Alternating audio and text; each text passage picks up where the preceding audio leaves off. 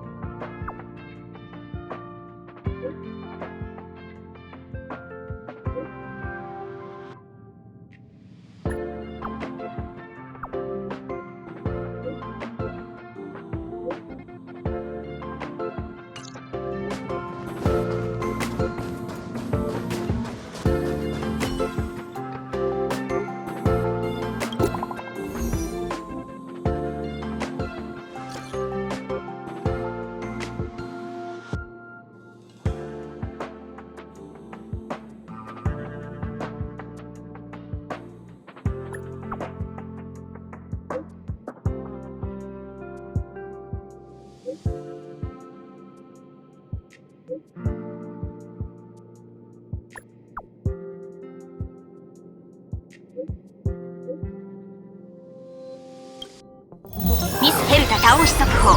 ヘルタファンの皆さん、こんばんは。緊急ニュースをお伝えします。偉大なる天才クラブ会員番号83番ミスヘルタが宇宙ステーションで襲撃され行方不明になりました。なお現時点で本件の犯行声明を出している組織はありません。これにより多くのヘルタファンが管理職の怠慢と不作為に強い抗議と非難の声を上げています。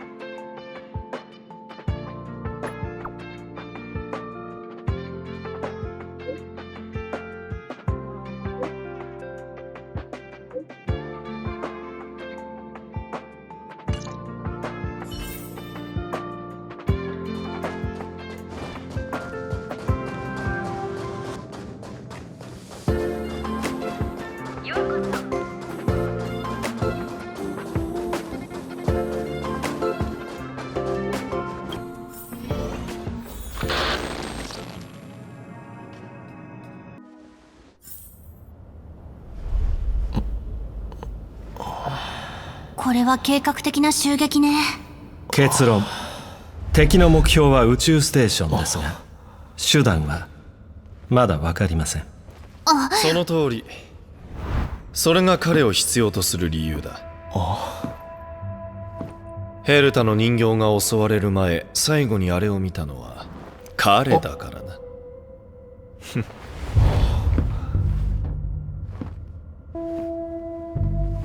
お前は？こちらはカンパニーの学術代表博識学会のレイシオさん。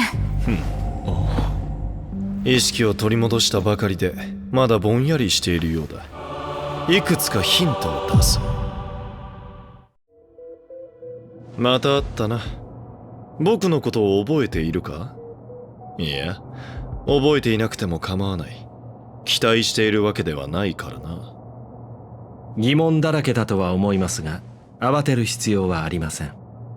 アスターさんが順を追って説明してくださいますから。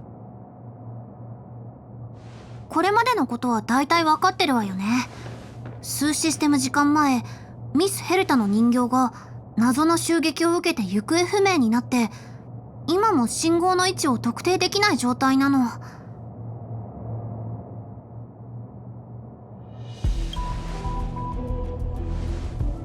ないわ。襲撃された地点は宇宙ステーションの外にある基地局で監視カメラの範囲外だったから。ミスヘルタはこの件を気にしてないみたいで今は出かけてるの。事件が発生する前、彼女はカンパニーから招待を受けたようでした。技術開発部か。アポリは有能だが、部下は素人の集まりなんだ。野心的で情熱に満ちてはいても、いかんせん頭が足りない。せいぜい原始人レベルといったところだな。彼らはヘルタと協力して何かを進めたいと考え、僕にその技術顧問を務めてほしいと頼んできた。あのオリコークラブの連中がどうやってカンパニーの財産を浪費するのか間近で観察できるとくれば、当然喜んで承諾したとも。だがタイミングが良すぎた。おそらく誰かから情報が漏れ、襲撃者に利用されたんだろう。ヘルタはこういう騒ぎには慣れているようだったし、僕も興味を惹かれてしまった。レイシオさんが学会の逸材だということは前々から耳にしてたから、協力してもらえるなんて光栄だわ。お世辞はいい。時間は貴重だからな。そもそも天才の前で凡人の逸材について語るなど、僕には少し滑稽に思える。そこの君、教えてくれ。最後に人形を見たとき、君は何をしていた？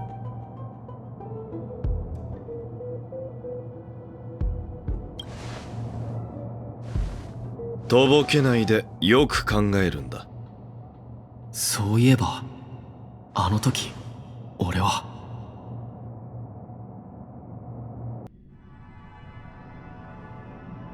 そうだ、もう一つお願いがあるんだった。例の器物がなくなっちゃって放っておくわけにもいかないから、時間があったら探してほしいの。あなたならできるでしょ？忘れるといけないから改めて説明するね。それはで、実体はないけど命があるの。その痕跡を見つけたら私に信号を送って。ヘルタに気になることを言われた気がするけど思い出せない。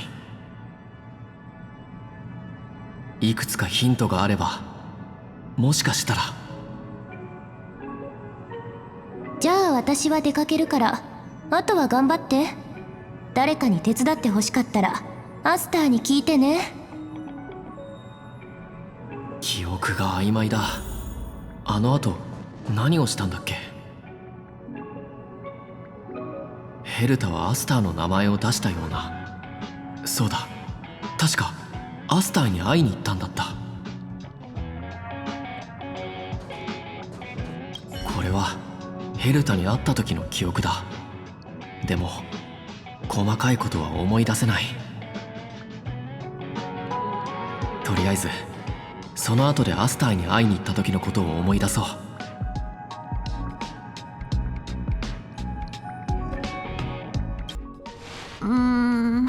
実体はないけど命ある器物？ごめんなさい、すぐには思いつかないわ。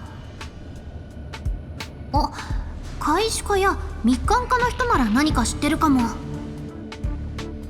ちょうどシンクルさんとが近くにいるから彼女たちに聞いてみたら？アスターは開始家と密館家のスタッフ2人の名前を挙げたみたいだけど。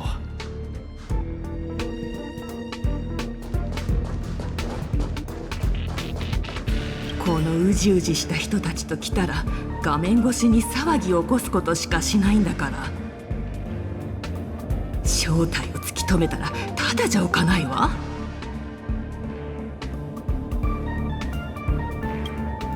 実体はないけど命ある器物、それって偽命令のことじゃない？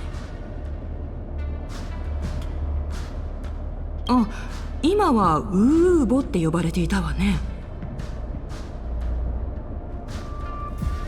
こう言ってはなんだけど、私は開始家の室長でも開始家で一番器物に詳しい人間というわけではないの。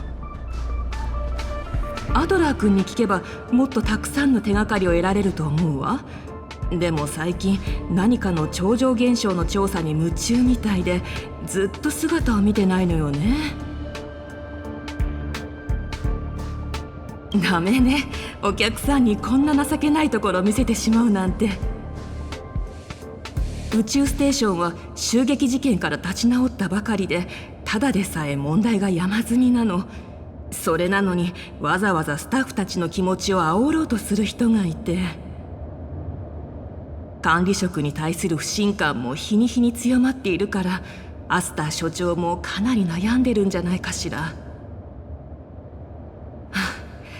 あなたにこんなこと言ったってどうにもならないわよね。これは私たちが自分で解決しないといけないことだから気にしないで。アドラー、そうだ。それからアーランにも会ったんだった。アドラーはアーランと一緒にいて、確かあれは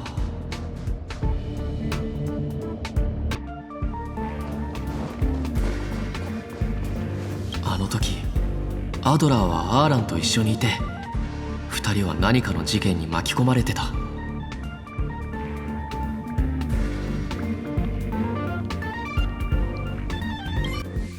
なんだと？あいつ一人でペペを連れて現場に行ったのか？どうしてあいつを？焦る気持ちは分かりますが、そう慌てないでください。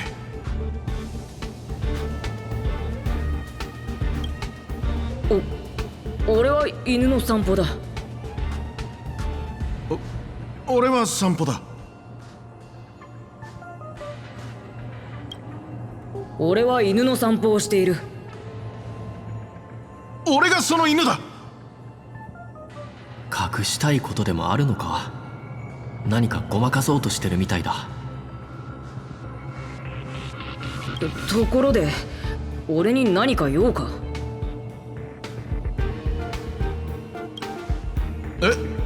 君もアドラーを探してるのか？偶然だな。実は俺たちもなんだ。それにしてもあいつも肝が据わってるというか、勝手に現場に調査に行くなんて。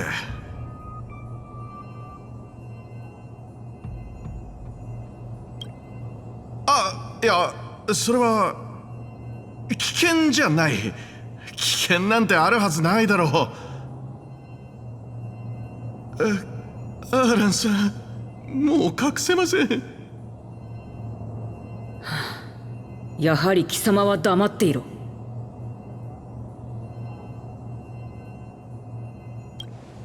歩きながら話そう。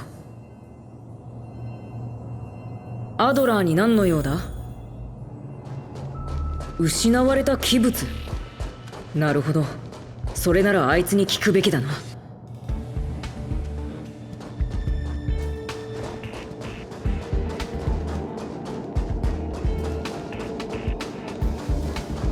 気をつけろ。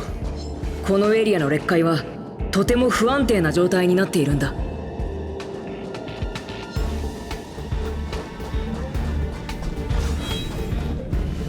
あそこだ。やはりトラブルが。行くぞ。ペペ、大丈夫か？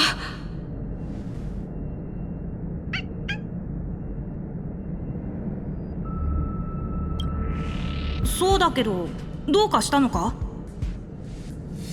器物のことで聞きたいことがあるそうだ。先に二人で話すといい。アドラー、ペペは預けたぞ。頼んでいた調査の件は？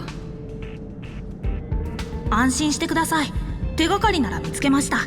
後で話しますね。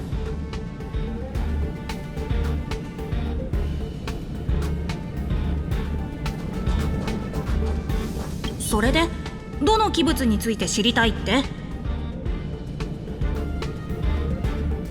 手がかりはそれだけか？抽象的すぎる。抽象には抽象ならではの美しさがあるんだ。開始家の室長には聞いたのか？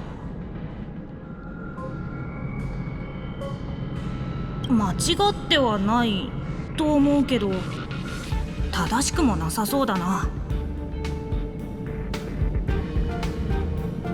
あれ、ここで俺はなんて言ったんだっけ。あ、ちょっと待って、今すごい推測が浮かんで。いや、まずは検証してみないと。今日はここまでにしよう。また後で連絡する。アドラーは何かしらのヒントを得たみたいだけど、それよりも俺は誰から何を聞いたんだ。もう一度最初から思い出してみよう。何か見落としがあるかもしれない。そうだ、確かアスターは他の名前も挙げてたな。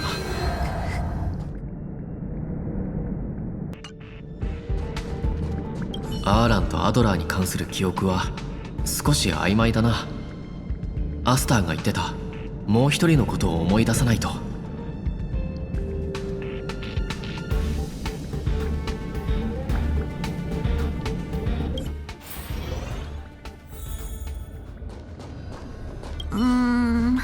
実体はないけど命ある器物？ごめんなさい、すぐには思いつかないわ。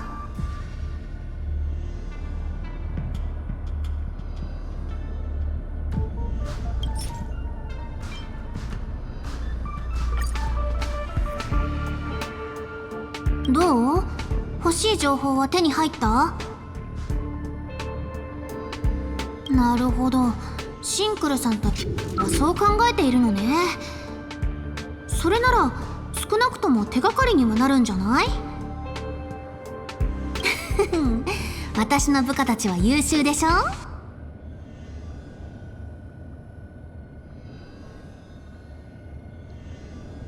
焦ってる？私が？やっぱり見抜かれちゃうのね。レギオンの件があってから疑念の声が収まらないの。物理的な損傷は修復できても人の心の傷を癒すには長い時間が必要だから。襲撃の後、宇宙ステーションの管理や警備に疑問を持つスタッフが後を絶たなくて、再建と復興の成果もあってそういう騒ぎも収まってきたと思ってたんだけど、最近スタッフが立て続けに失踪してるせいでまた不安が広がり始めてるの。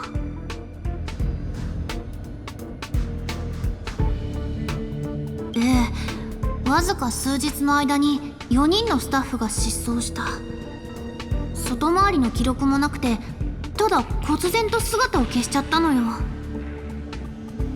せっかくみんなが事件から立ち直ってきたところなんだもの。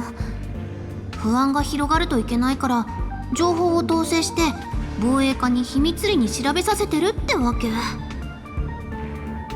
でも見ての通り、この密閉された缶詰の中に秘密を封じ込められる壁なんて存在しないのよね。一度失った信頼を取り戻すのはゼロから築き上げるよりはるかに難しい。だからこそ焦ってるの。この事件の背後にはこの機会に世論を煽ろうとしている人物がいるんじゃないかって心配になっちゃって。でも今はそういう人たちを見つけ出すことよりも事件の真相を究明することの方が重要ね。大丈夫。あなたまだミス・ヘルタの依頼に対応しないといけないんでしょ？気持ちだけ受け取っておくわ。そうそうの言ってたことだけど、私も聞いたことがあるの。一緒に調べてみましょう。宇宙ステーションの問題は何とかして解決しないとね。やっぱりシンクル以外の人にも話を聞いたんだ。ただそれが密艦家の人ってことしか覚えてないな。シンクルじゃないもう一人は密艦家のスタッフのはずだ。早く誰か思い出さないと。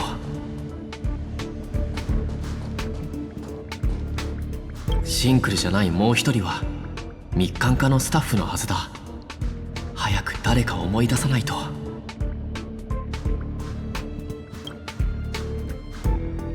その人の正体は重要だ。もしかしたら全てを結びつけられるかもしれない。あれ、どういう風の吹き回しですか？お久しぶりですね。ちょうど会いたいと思っていたんですよ。そんなことないって。このくらい普通で。それなら適切に処理しました。お金さえもらえるなら私は何だってやりますからね。これが頼まれていたアカウントです。まっさらでクリーン。内部ネットワークへのアクセスも問題ありません。分かったから。何か用があるなら言ってもらえる？それは過大評価しすぎではないでしょうか。私は内部で買い物をするついでに元手のいらない取引をしたに過ぎませんから。細々とやっているだけで大したことではありません。ただ、もし学会で成功を収めても私のことを忘れないでくださいね。何回目？これで何回目？こんなこと言いたくないけど、あんまり調子に乗らないでよね。ここもだ。記憶の中にある言葉の断片が混ざり合ってる。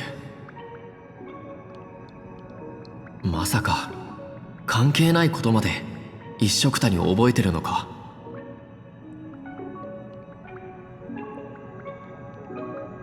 思い出した。もう一人はエミリアだ。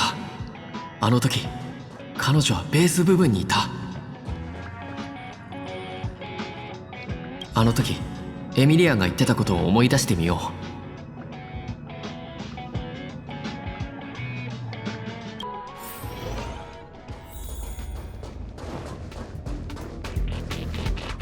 う。まあまあ、あなたと来たらなんて素直で可愛いんでしょう。そんなことないって。このくらい普通で。おやおや、私のような年寄り相手に謙遜する必要なんてありませんよ。日韓家の若手がどんなにテキパキしていようと、あなたにはかなわないでしょうね。分かったから。何か用があるなら言ってもらえる？この資料の束を見てもらえませんか？どこの気の利かない若者か知りませんが、字がこんなに小さくて。この年にもなると目がかすんでしまうものですから、もしよければ。何回目？これで何回目？こんなこと言いたくないけど、あんまり調子に乗らないでよね。あら、また素直な若者が来てくれましたね。よかった。人は大いに越したことはありませんから。アスター所長に言われてきたの？実体はないけど命ある器物。器物のことなら開始課に聞くべきじゃない？日韓課と何の関係があるの？でも似たようなもののことなら聞いたことある。外勤の同僚が専修同盟にそういう生命体がいるって言ってたんだ。あくまでも聞いた話を伝えただけであなたを手伝うつもりはないから。最近宇宙ステーションの雰囲気がどんどんおかしくなってきてるの。だから不用意に誰かの肩を持つのは危険なんだよね。エミリアが言ってた泉州の生命体、それがアドラーにヒントを与えたものっぽいな。アスターが言ってたスタッフの失踪もアーランの調査に関係してるはずだ。今なら全てを結びつけられるかもしれない。エミリアが言ってた泉州の生命体、それがアドラーにヒントを与えたものっぽいな。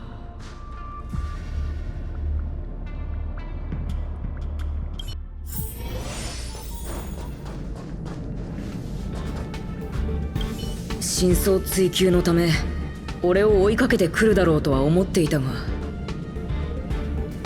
すまない。いろいろと事情があってこれ以上は話せないんだ。秘密の任務ということしか教えられない。やっぱりアーランが何か言ったのをぼんやりとだけど覚えてる。俺が忘れていることに関係する何かだったはずだ。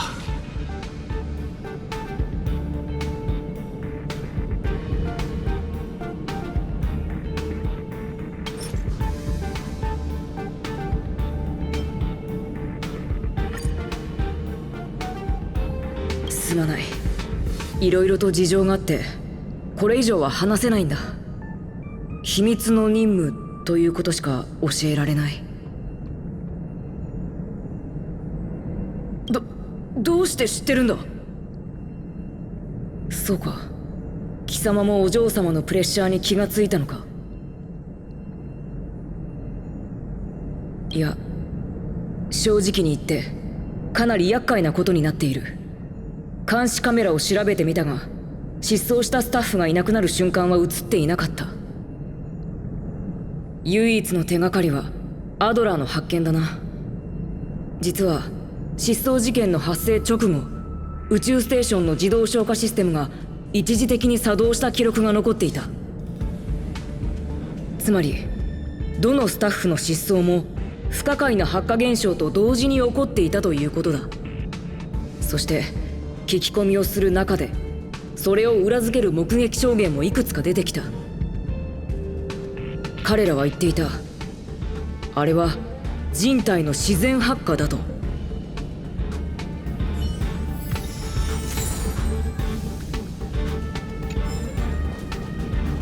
回収課の室長には聞いたのか？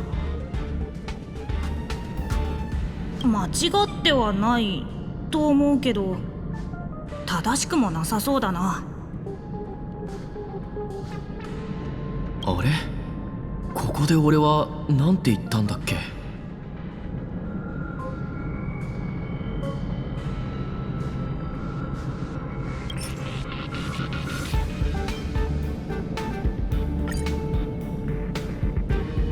間違ってはないと思うけど、正しくもなさそうだな。ああ、そうだ。それは太陽って呼ばれてる。どっちもエネルギー生命体だから、強いて言えばウーボも太陽の親戚になるかな。あ、ちょっと待って。今すごい推測が浮かんで。いや、まずは検証してみないと。今日はここまでにしよう。また後で連絡する。人体の自然発火、それが事件の全貌ってことか。一応最初のヘルタとの会話を思い出してみよ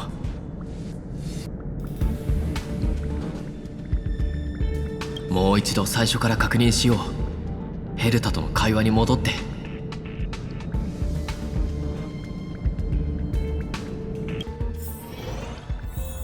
忘れるといけないから改めて説明するね。それはで、実体はないけど命があるの。その痕跡を見つけたら私に信号を送って。ヘルタに気になることを言われた気がするけど思い出せない。いくつかヒントがあれば、もしかしたら。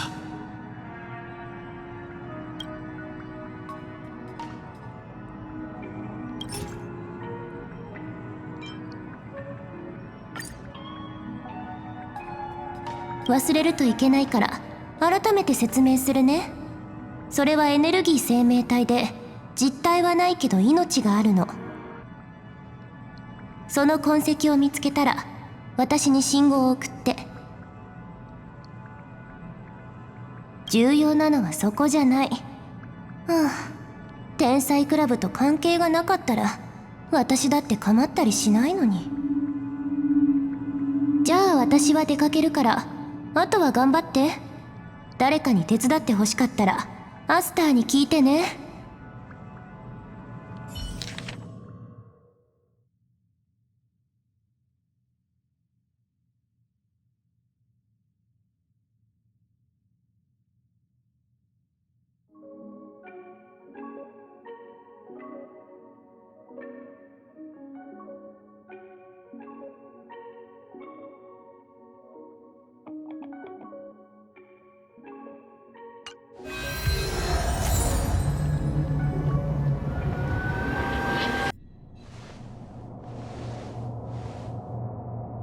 随分と冗長で退屈な説明をありがとう。さぞ疲れたことだろう。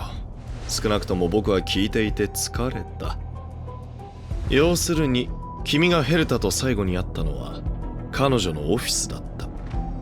君は依頼を受け器物を探して奔走したが、他のことはアスターから連絡が来るまで何も知らなかったということか。それが君の主張だというなら、僕から質問させてもらおう。そのことを証明できる人間はいるか？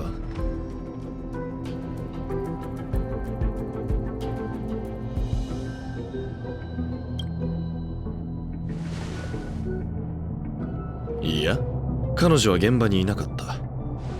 ただ君の口から話を聞いただけだ。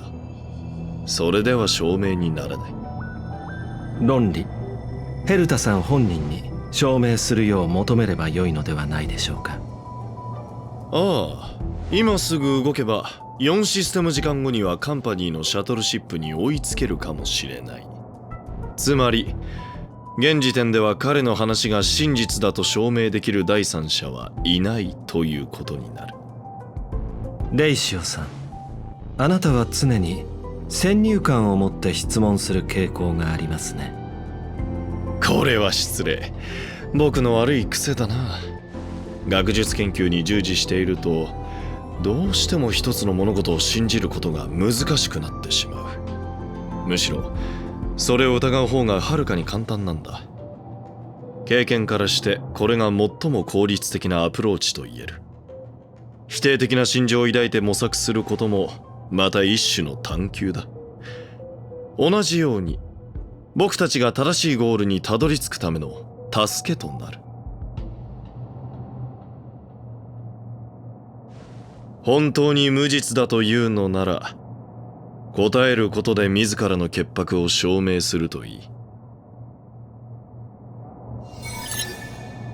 君の陳述によれば、君がヘルタに会ったのは指名されて依頼を受けたからだ。ヘルタを知ってる人なら別におかしいとは思わないと思うけど。人が話している時に口を挟むんじゃない。礼儀というものを知らないのか。その依頼の内容は、名前すらわからない謎の器物を探してほしいというもの。確かにヘルタは器物の名前を教えてくれなかった。別の話をしていた時にまるでついでみたいに口にしたんだ。でも器物の特徴についてヘルタは詳しく説明してくれた。俺の作り話じゃないことは明らかだ。ああ、君には話の捏造なんて無理だろう。なんかバカにされてる気がするな。だがヘルタのコレクションは星の数ほどある。彼女が普通の器物をそこまで重視するとは思えない。そうだな。でもそれは普通の器物であることが前提の話だろ。言いたいことがあるならはっきり言ってくれ。正しい視点です。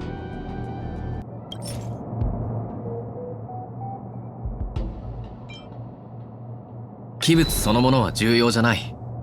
それが天才クラブに関係しているものだからこそヘルタは特別に注意を払ってたんだ。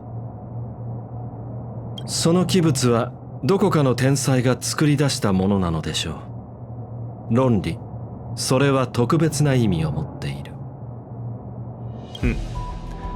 この点は成立するようだな。その後君はこう言った。失われた器物を調べるためにアスターに助けを求めたと。ああ、器物についての情報を集めるためにな。直接的な答えは得られなかったけど、アスターは適当なスタッフを紹介してくれた。しかし尋問が始まる前、彼女はそれについて一切言及していない。レイシオさん、それは。僕は彼に聞いているんだ、アスター所長。態度が曖昧になってきたな。君の証言はもう信用できない。だんだん興味が湧いてきたぞ。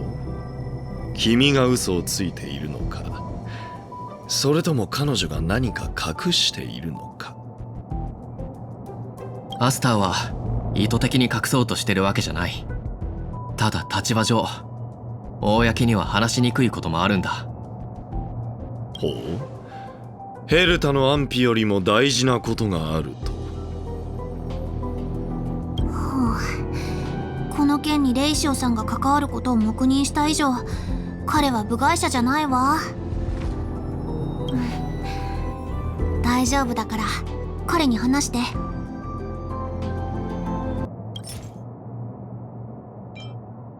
反物質レギオンの騒動があってから、宇宙ステーションにいる人たちの心は不安定になって、管理職の人たちに対する信頼が失われてるんだ。そんな時にまた深刻な事件が起こったりしたら、火に油を注ぐことになって、内部の問題が完全に燃え上がるだろう。道理でアスター所長が僕の関与を認めたわけだ。何しろ博識学会の代表は宇宙ステーションに関わることこそないが、立場はカンパニーと変わらない。市場にとらわれる心配もなく、宇宙ステーションの利益も守れる。一挙両得というやつだな。スタッフの連続失踪、防衛課の責任者であるアーランの任務については僕も聞いている。ああ、アドラーを訪ねる途中でアーランに会ったんだ。アドラー2級スタッフで、回収課の室長が言うには回収課で最も器物に詳しい人物らしい。あの時アドラーは偶然アーランの連続失踪事件の調査を手伝ってた。それでそのアドラーとやらは君に答えを教えたのか？いや、アドラーは何か思いついたみたいだったけど、それから連絡はなかった。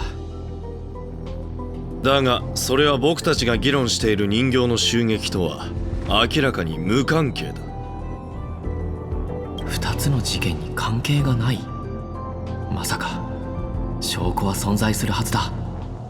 ある記録さえ調べられれば。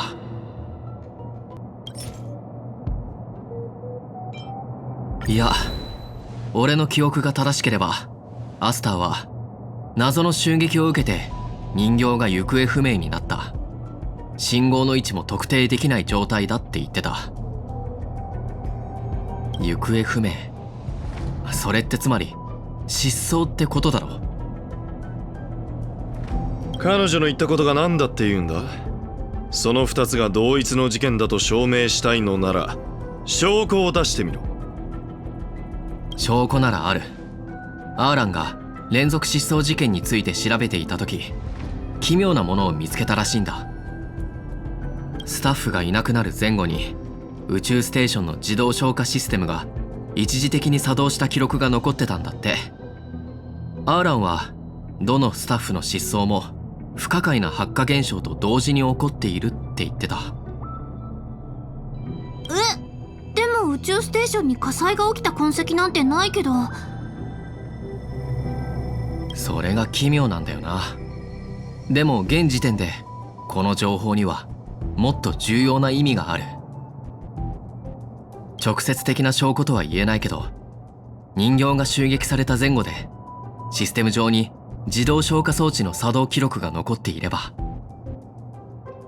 2つの事件が関連していると疑う十分な理由になる。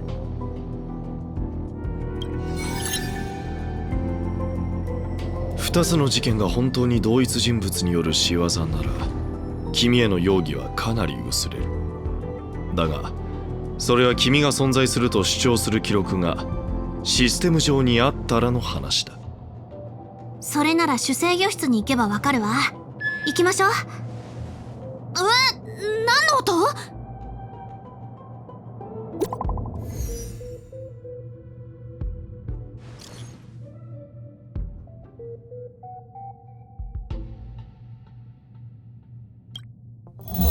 ミスヘルタタウン市速報。緊急ニュースをお伝えします。ミスヘルタ襲撃事件に新たな進展がありました。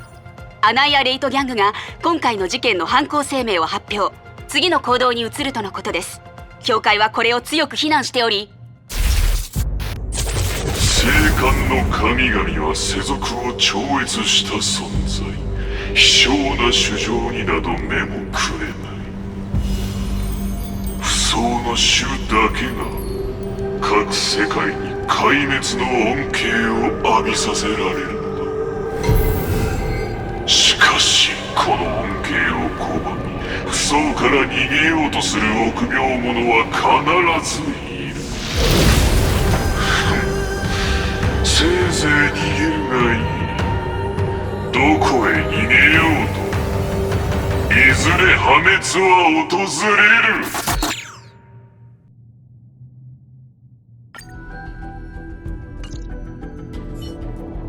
これは宣戦布告であり予告状だな。君たちは狙われているらしい。レギオンの余波が静まる前に今度はアナイア・レイトギャングの登場か。この宇宙ステーションは知恵よりも壊滅の運命と縁があるようだ。メーカ大公アフリートはすでに滅びた星トフェトで生まれた生命体です。常に燃えているエンマ一族でナヌークを皇帝とみなし主と呼んでいますが、アイオーンからは見向きもされていません。哀れな狂人たちだ。いわゆるアナイア・レイトギャングにナヌークが見出す価値は恋に花瓶を割ろうとする幼児にすら遠く及ばないかもしれない。この原子博士の評価を僕は支持する。エンマ一族は凶暴な性格で燃焼と破壊の本能がある。その中でもアフリートは特に邪悪で残酷だ。彼が率いる栄華艦艇は同じアナイア・レイトギャングのヤペラー・ブラザーフットとも宿敵関係にあるくらいだからな。ヤペラー・ブラザーフット、その名前どこかで聞いたことがあるような。おそらく性格ハンターの指名手配書でしょう。彼らはブラザーフットの崩壊を招いたヤペラー反逆事件に関与しているとされていますから。ヤペラ宮殿が炎に巻かれて崩れ落ちた後、アフリートの勢力は日に日に拡大していった。これがただの偶然だと思うか？それと同じことが宇宙ステーションでも起きようとしている。エンマである彼にとって人体の自然発火などお手の物だ。スタッフや人形の失踪も計画の一部だろう。そしてその後は、その動画はすぐに宇宙ステーション中に広まる。見ているがいい。ほどなくしてヘルタは炎の海に沈む。信頼の破壊ですね。おそらく破壊されるのは信頼だけではないだろうな。このまま黙ってやられるのが嫌なら行動するしかない。君、僕についてこい。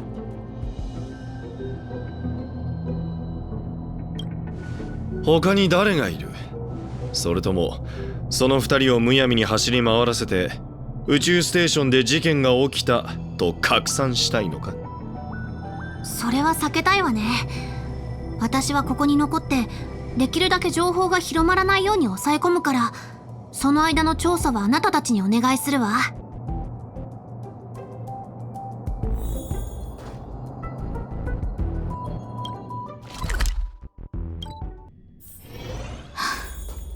人の声があるところは想像し。こんなことになってしまうとは残念だ。ことは急を要する。何か必要なことがあれば防衛課も全力で協力しよう。失踪したスタッフのリストと彼らの詳細な情報が欲しい。それは構わないが、防衛課で彼らの身元や交友関係を詳しく調べてみても特筆するような共通点は見つからなかったぞ。アナイア・レイトギャングは無法者の集まりだ。もしかしたら無差別に襲っているのかも。失踪したスタッフのリストと彼らの詳細な情報が欲しい。わかった。君が持っていろ。ここにある名前を覚えて情報通の友人を見つけ、失踪者たちのつながりを知りたいというんだ。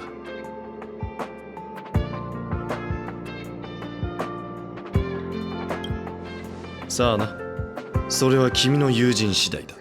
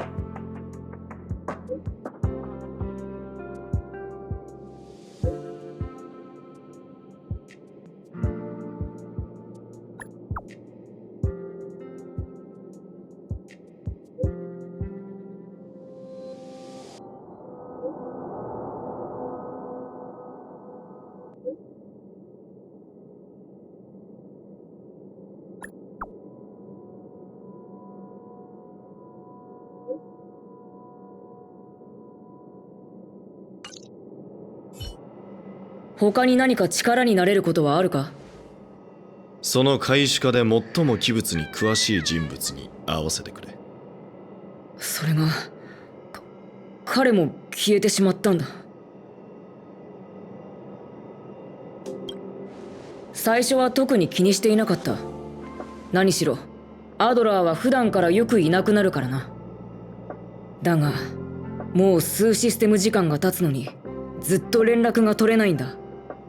監視カメラでもアドラーの姿を見つけられなくて、最後にあいつを見たのは主制御部分。その時は大物家のオン精霊と一緒だった。案内してくれ。君、そのアドラーとやらが手がかりをつかんだようだったが、それを教える前にいなくなってしまったと言っていただろう。アドラーの失踪も襲撃と関係があるとしたら、彼は本当に何かに気づいていたのかもしれない。確かにあの時アドラーのヒントになったキーワードはエネルギー生命体だった。メーカ大綱も元素生命体の一種だけど、これはただの偶然なのか。調べてみる必要がありそうだ。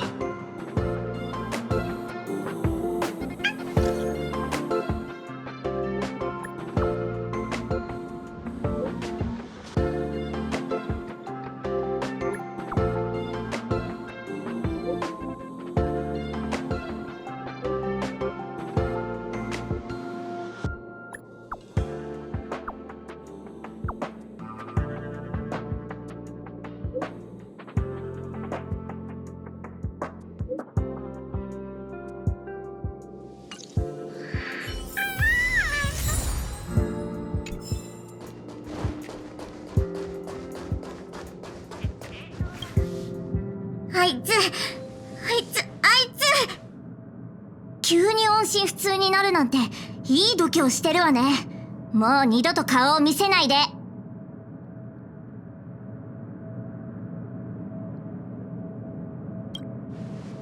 ドラー君がいなくなっちゃったの。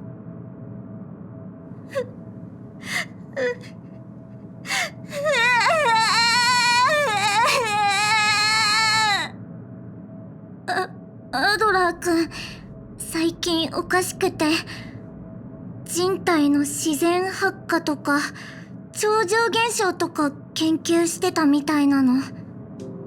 私が呼んでも無視されることが多くて、ずっとブツブツ何かつぶやいてた。彼は何と言っていたんだ？確か位相がどうとか言ってた。位相？別に戻ってきてほしいわけじゃないもん。でもあなたたちがアドラー君を探してるなら教えてあげる。最後にアドラー君を見た時ね、ずっとこの冊子をめくってたの。アドラーくんが何を探してたのかはわからないけど、あなたたちの役に立ったらいいな。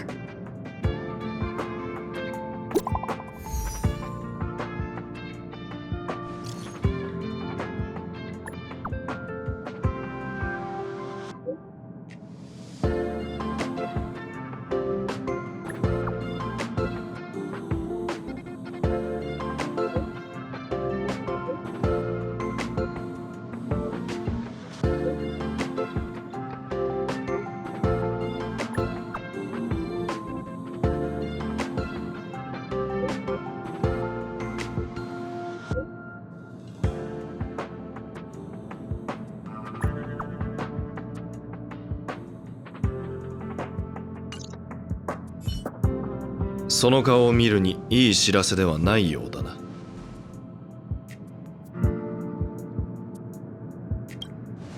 なるほど。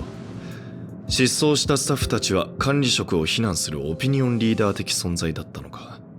それは興味深い。君が変身している間、僕も冊子を読み終えた。ここには何人かの天才クラブメンバーの生涯が記録されている。面白い情報がたくさん書かれていたぞ。そろそろ戻ってアスターやスクリューガムと話をした方が良さそうだ。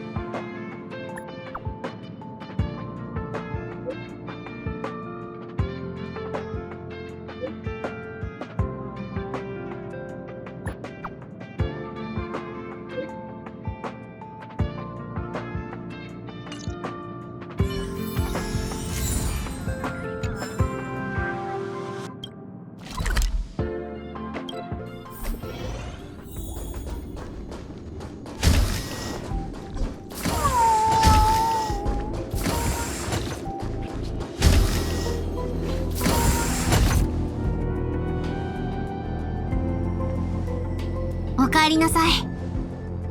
部下にダークウェブを監視させてどうにか動画の拡散は抑えたわ。今のところ事態が深刻化するのは防げてる。それであなたたちの方はどうだった？楽観できない状況だな。別の言い方をすれば非常に悪い。もう時間がない。一旦現在の状況を整理しよう。これまでに集めた情報から見出せる突破口は3つ。まずはアドラーの失踪だ。彼は何か重要な手がかりを掴んだに違いない。アドラーまで。あなたはアドラーの発見が敵の注意を引いたと考えているのですね。まさしく。そして彼が発見したものが何かも分かった。次に被害者の共通点。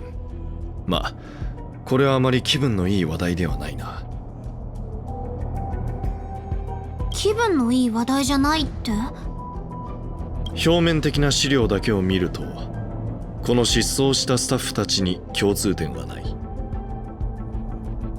だが彼がウェブの閲覧履歴を調べたところ、彼らは全員宇宙ステーションのダークウェブのオピニオンリーダーだったことが分かった。それが何を意味しているのか、アスター、君にも分かるだろう。最後にメーカ対抗の能力、すなわち人体の自然発火の秘密だ。この点についてはもう君も分かっているだろう。トフェトのエンマ一族、アナイアレートギャングの対抗アフリートにはもう一つ秘密がある。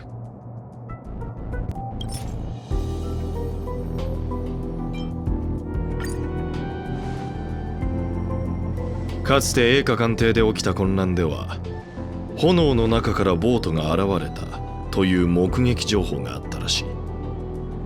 名家対抗の炎には何か特別な性質がある。そしてその性質こそ人体の自然発火の秘密なんだ。ほら、もう答えは目の前にある。この冊子には位相を移動できる炎について記されていた。各世界を焼き尽くし多くの炎の光栄を残したと。それは位相霊下、会員番号29番セセルカルの創造物です。彼女は素晴らしい天才で賢く優しく、そして謙虚だったのですが、残念なことに彼女は人間の時間の概念で定義するとわずか29日しか生きられませんでした。位相霊下は生まれてすぐに他の位相に移り、戻ってきた頃にはすでにセセルカルは亡くなっていました。それ以来位相霊下は位相を移り続け、再び捕捉することは困難な状況になっています。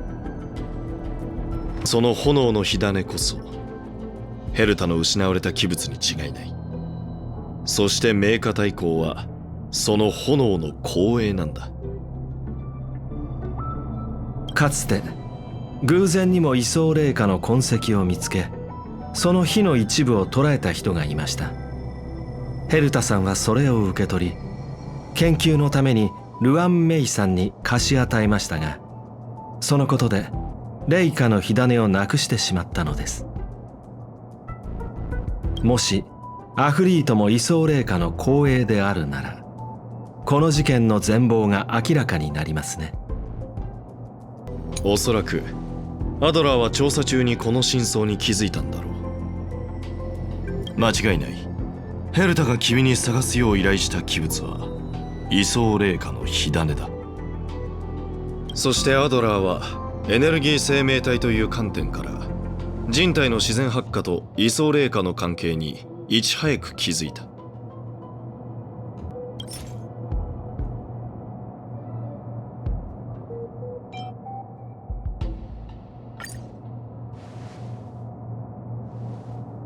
御精霊によれば、アドラーはいなくなる前、位相という言葉をずっと口にしていたという。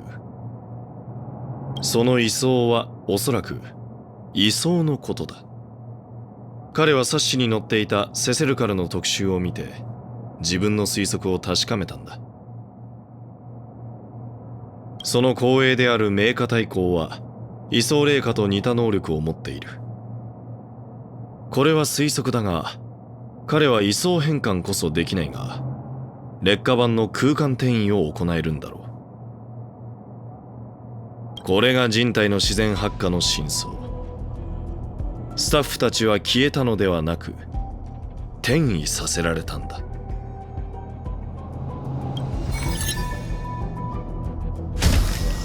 被害者たちの行方はまだわからないが、ここまで来れば名家大公の計画は明らかだ。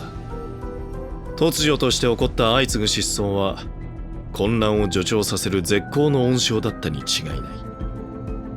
不安の種が芽を出した時、襲撃の声明を発表する。影で広がっていた不安は表面に押し出され、さらに成長して実を結ぶ。そして次のステップはパン！導火線に火をつけ火花を見せることだ。失踪したスタッフたちを見てみるといい。彼らの共通点が露見すればどんな結果になるか僕が言うまでもなく想像できるだろう。全ては仕組まれた罠。最初から宇宙ステーションで内乱を引き起こすことが目的だったのね。もう手遅れだ。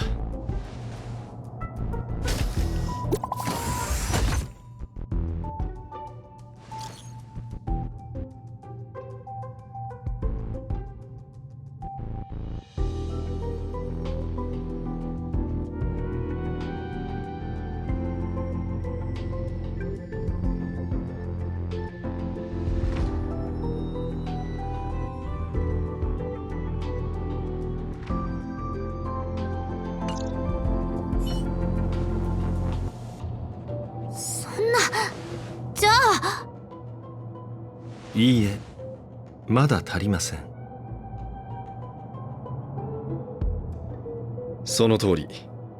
導火線につけるための火が足りない。火が足りない。どういう意味？ここで止めるならまだ弁解の余地はあるだろう。まあ僕としてはその機会を与えるつもりはないがな。まさか。どうしたの？火が！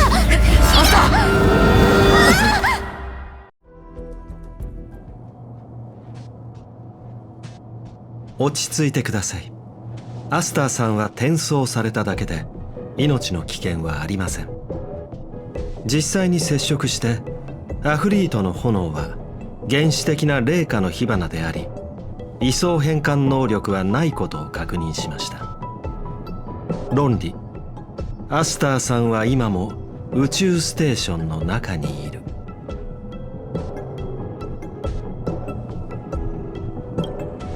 あの炎はまだ宇宙ステーションのどこかにあるはずだ。それを見つけ出せば彼女を連れ戻す方法もわかるだろう。火花だと。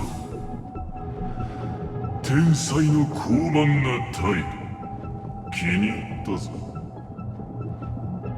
できるものならやってみるがいい。メーカ大公は宇宙ステーションには来ていないようだ。混乱に乗じてメーカの塊をここに投げ入れ、スタッフを飼っていたらしい。メーカを消せば奴の陰謀もついえるだろう。私はヘルタさんのオフィスに向かい、器物収容室のフォールドスペースを開放します。パラメータを少しいじれば相手の転移ルートを遮断して宇宙ステーションに閉じ込められるでしょう。レイシオさん、あなたは彼と一緒に行き、それを収容してください。メーカも一種のエネルギー生命体だからビジュアライザーで痕跡を捕捉できる。それを追いかけよう。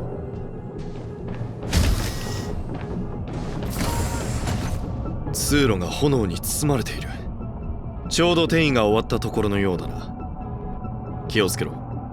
炎の海に飛び込むぞ。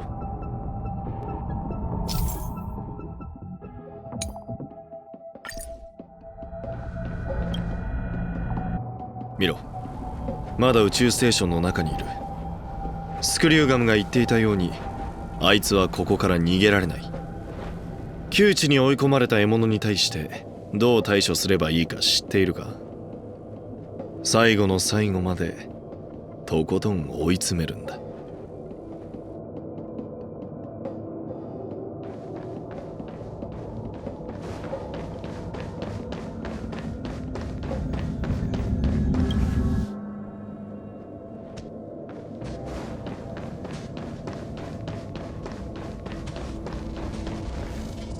炎が消えていく。この空間、何かがおかしい。まだ悪あがきするつもりのようだな。フォールドスペースの状態が変わった。これであいつがどこに逃げてもすぐにわかる。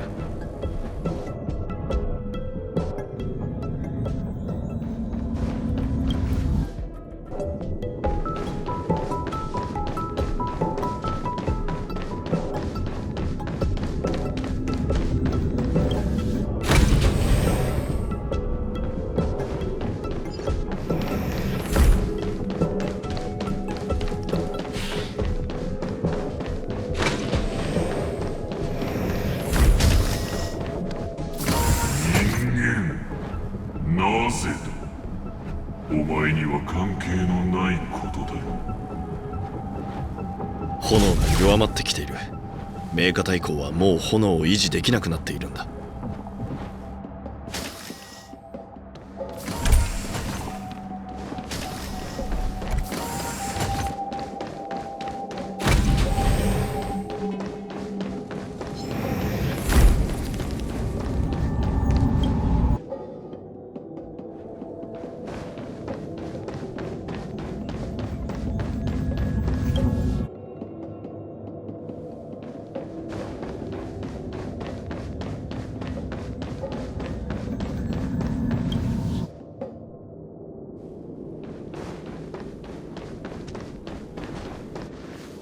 お前の目的は一体。この追跡劇もそろそろ終わりのようだな。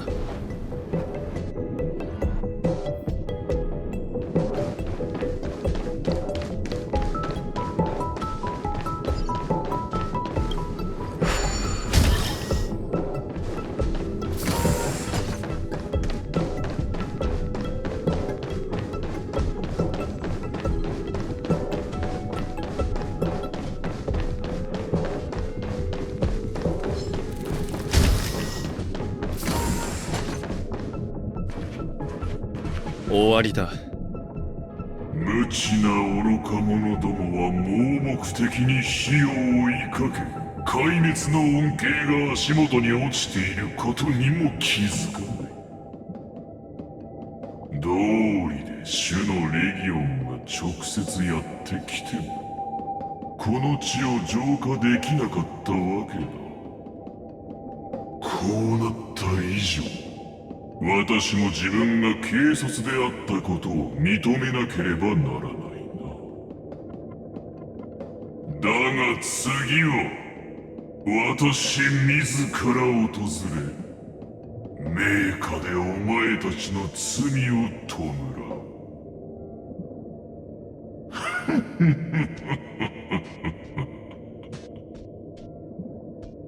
う。中に宿っていた微弱な意識が消えた。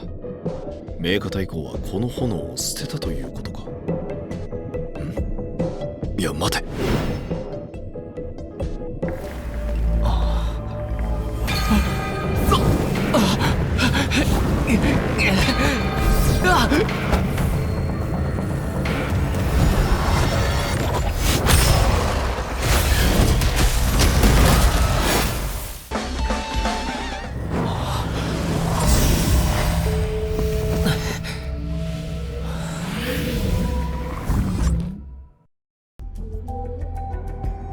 お疲れ様でした。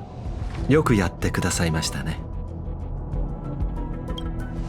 アスターさんなら医務室で休んでいます。少し驚いただけとのことなのでご安心ください。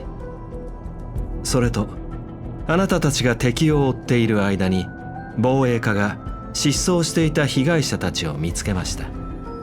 結論、彼らは全員無事です。アドラーさんのおかげですよ。彼らはある空間器物の中に落ち、そこから抜け出せなくなっていました。ですが開始課で最も器物に詳しい人物が内側から彼らを解放してくれたのです。アーランさんたちが駆けつけた時、失踪者のほとんどはショックのせいで息も絶え絶えになっていましたが、幸い命に別状はありません。はい、これで終わりです。すべて解決しました。残りの問題は宇宙ステーションの中だけで収められるでしょう。どうかヘルタさんに代わってお礼を言わせてください。ミスター、ありがとうございました。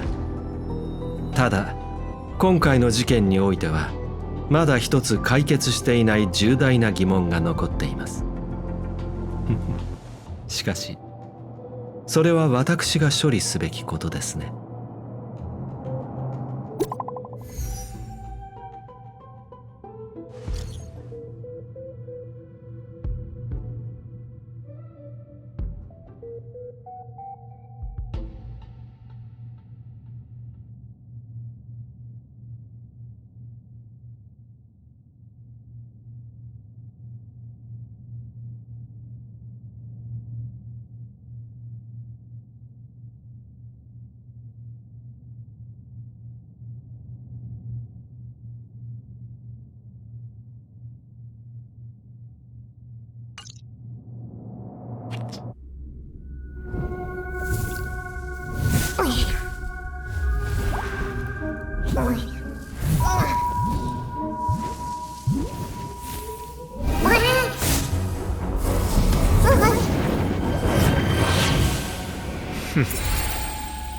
お待ちしておりました。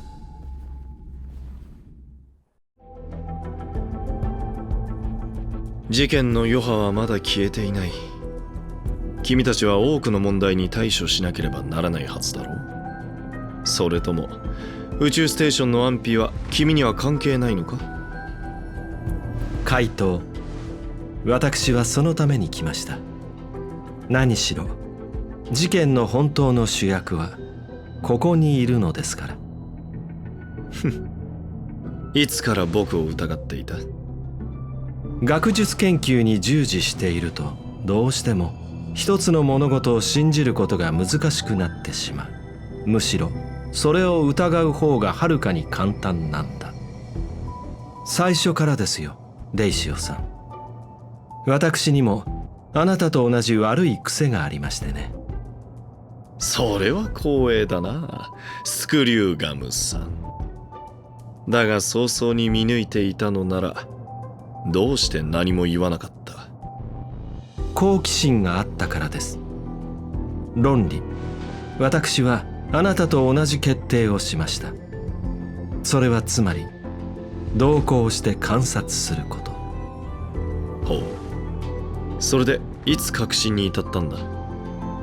結果から言いますと、今回の襲撃では軽度の精神的なダメージを除き実質的な被害を受けたスタッフはいませんでした。これはアナイアレイトギャングの手口と一致しません。論理、彼らを救ったのは第三者だった。僕が偶然霊下の火種を手に入れ名家の転送に干渉していなければ、あいつらは今頃宇宙のゴミとして窓の外を漂っていただろうな。あなたは計算以上に率直ですね。だが結局は君の計算のうちなんだろう。最後の質問だ、スクリューガム。君のような天才に僕がこんなことをした理由を導き出せるか？断定はできませんが、推論、弱者に救いの手を差し伸べることは医者としての良心。その後事態の成り行きを傍観していたのは学者としての厳しさでしょう。そして黒幕として全体を操るのは天才への挑戦といったところでしょうか。さすがはスクリュー性の王。人の心をよく理解している。ただ残念ながら天才と同じように大衆から離れてしまっているようだ。君は一つ間違えている。傍観こそが真の治療なんだ。この世界には愚鈍という病があり、それはどんな病気よりも根絶が難しい。知恵の運命には理屈も論理もない。天才たちは星々を渡り歩くが、凡人はその足跡をたどることすらできない。凡人は自ら歩くことを学び、つまずいて転びながら何もなせずに生涯を送るんだ。だが失敗した人生も人生であることに変わりはない。彼らには最後までそれを味わう権利がある。地面に倒れ誰も助けてくれない時、愚者は初めてどう立ち上がればいいかを悟るんだ。僕は潔癖でね、バカアホ間抜けが許せない。見ると死にたくなる。残念なことにこの宇宙ステーションにも博識学会同様天才はいない。凡人だらけだ。あなたが根絶したいのはスタッフたちの天才に対する盲信ですね。僕は自分の疑問を並べただけだ。答えについては彼ら自身が明らかにするだろう。否定的な心情を抱いて模索することもまた一種の探求だ。同じように僕たちが正しいゴールにたどり着くための助けとなる。凡人が啓蒙を得るために必要な過程なんだ。なるほど。あなたは確かに学者というより医者に近いようですね。僕が残した小さな火種についてはアスターさんが適切に処理するでしょう。それも彼女に残した課題だ。さてそろそろ失礼するとしよう。この先も天才たちと出会う機会があることを祈っている。きっとその時も今日のよう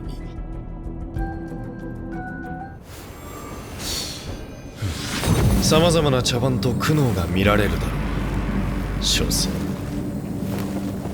凡人だからな。